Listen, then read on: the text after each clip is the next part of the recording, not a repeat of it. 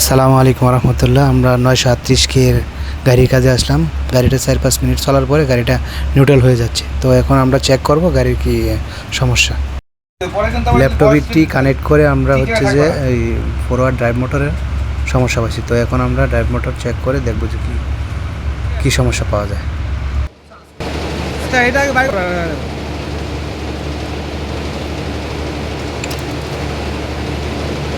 দেখেন শোয়া রাখেন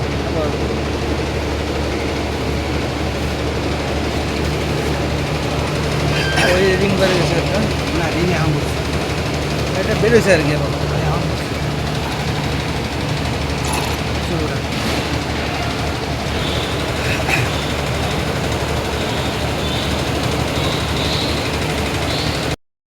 জি, আমরা ওই ড্রাইভ মোটরটা ডিসঅ্যাসেম্বলি করে চেক করলাম।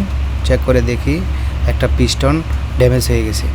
তো আশা করি ওই পিস্টন অ্যাসেম্বলি দিলে ইনশাল্লাহ আশা করি মেশিনটা রান হয়ে যাবে। তো বাকি আপডেটটা আমরা নেক্সট ভিডিওতে দিতে পারবো ইনশাল্লাহ।